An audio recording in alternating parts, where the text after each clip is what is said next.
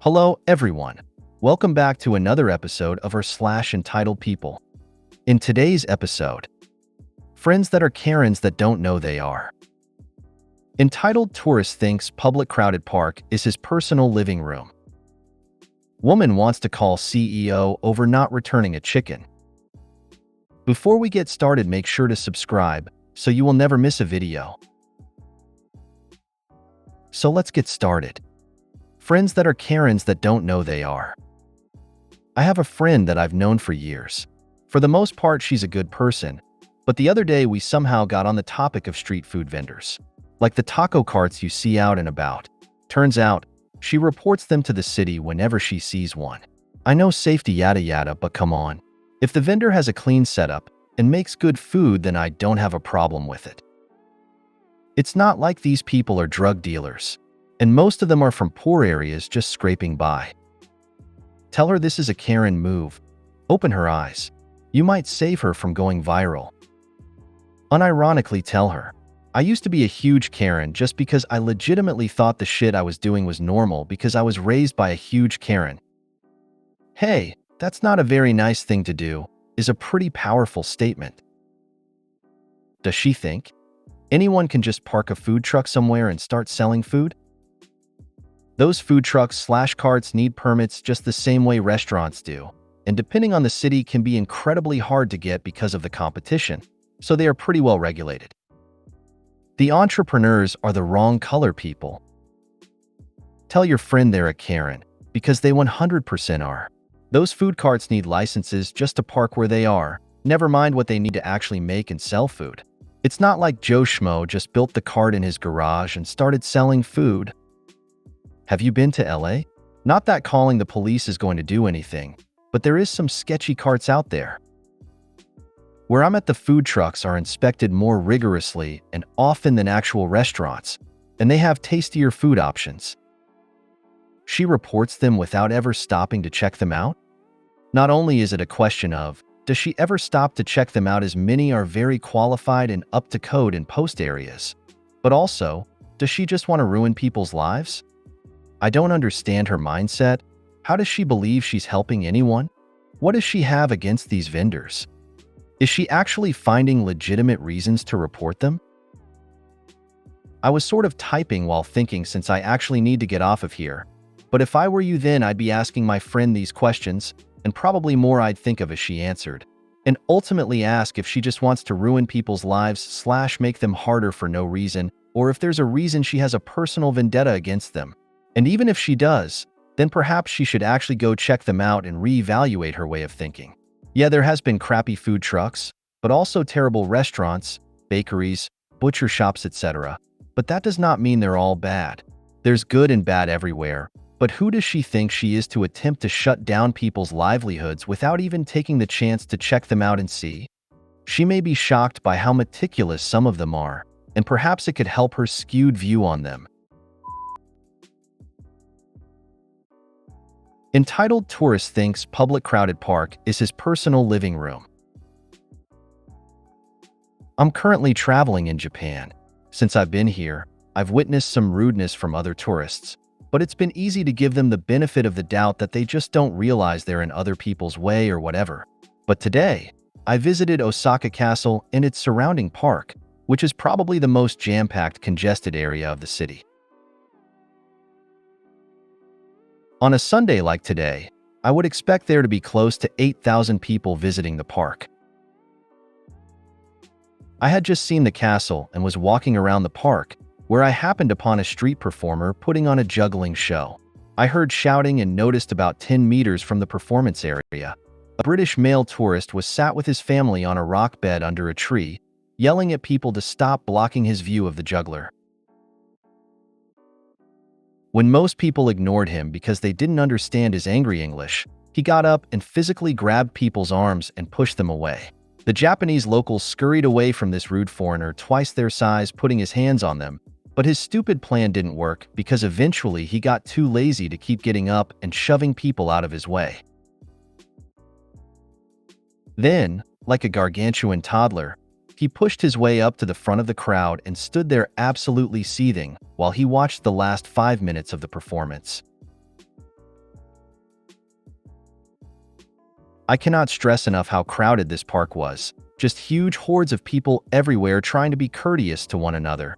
And then there's this asshole thinking he's the most important person in the park and everyone else needs to let him sit and enjoy his private juggling show. Darn too bad the tree he was sitting under didn't topple over on his British ass. So sad because Japan is such a lovely place to visit. Thanks for sharing your story. Indeed, a lovely place. And the Japanese are the most polite people I have ever encountered. People like him make me ashamed to be British. I understand. I'm sitting here thanking God he wasn't American. Too bad the cops didn't see it. Japanese police are nothing to sneeze at. Woman wants to call CEO over not returning a chicken. I work as a primary cashier at a grocery store that caters to alternative diets. I've posted about entitled customers before, but this woman still left me in awe.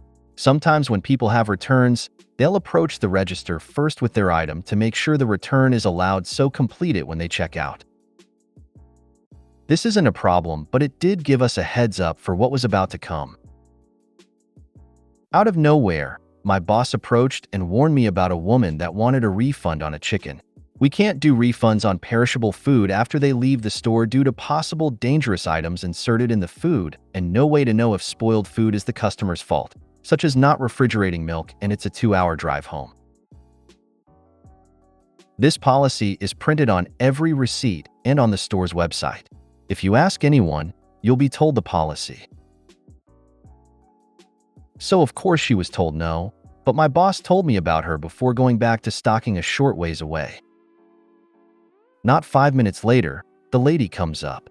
The checking out proceeds as normal, and before ringing her up, the event starts. Woman: so for the chicken. Me: oh yes, the chicken. I was told unfortunately we can't take it back due to our policy. Woman: why? I bought it here. Me: do you have the receipt? Every answer was going to be no, but I planned to show her the written policy, and I was mildly curious about this chicken. Woman: no, I don't. Me: okay. Do you know when you got it?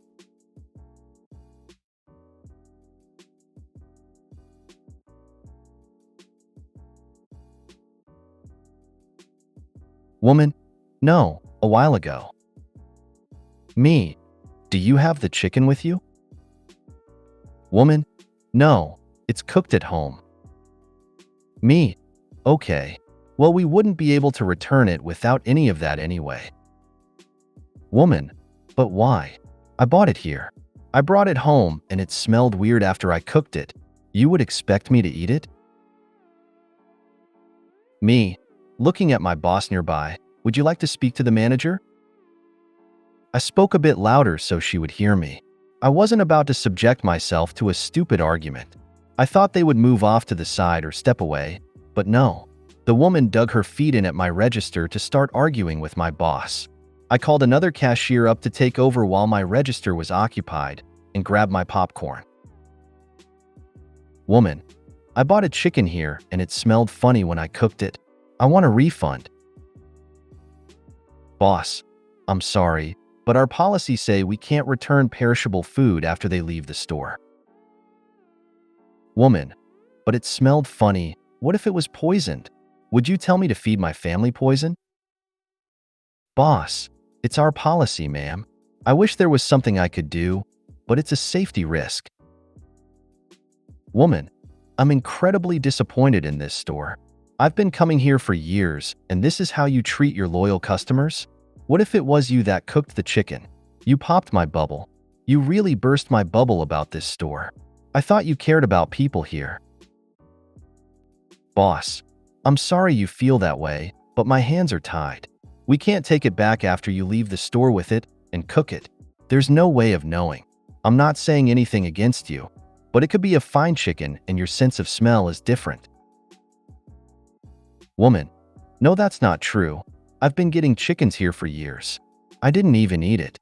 It smelled fine when I brought it home, but it smelled off when I cooked it.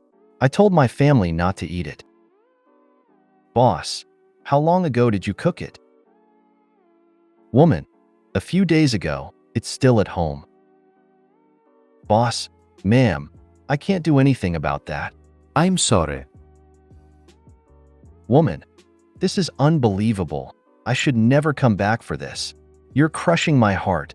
I've never been so disappointed. Who's your boss? I want to speak to headquarters. Boss, they're in another state. I can get you the number. Woman, do that. This is despicable of this location. My boss stepped away to get the phone number, leaving me alone with the woman. She shook her head when she looked at me and continued to pay for her transaction. Woman, you hear that? Unbelievable. I would never treat people like this. If it was you, I wouldn't do this. Do you think it's fair? Me, sadly, it's our policy. Nobody here can do anything about it. I'm just a cashier. Woman, I know, but if you could, you'd give me the refund because it's the right thing to do. Me, right. My boss came back and handed her a paper with a phone number. She gathered up her groceries and left without another word. I wish I could be a fly on the wall for a phone call to the CEO about a woman that couldn't return a $9 chicken. All that fuss over a paltry $9. That's just foul. She didn't bring the receipt or the bad-smelling chicken. She wants a refund for something that is currently in her fridge and was cooked several days ago. Hope you slept well after crushing her heart. LOL. Smelled funny after she cooked it? Perhaps her cooking smelled funny. If your store ever does issue refunds without the item or receipt, let me know so I can conjure up many fictional purchases to claim for refunds. If you made it to the end of the video, thanks for watching. Don't forget to like, subscribe, and share, and we will see you in the next video.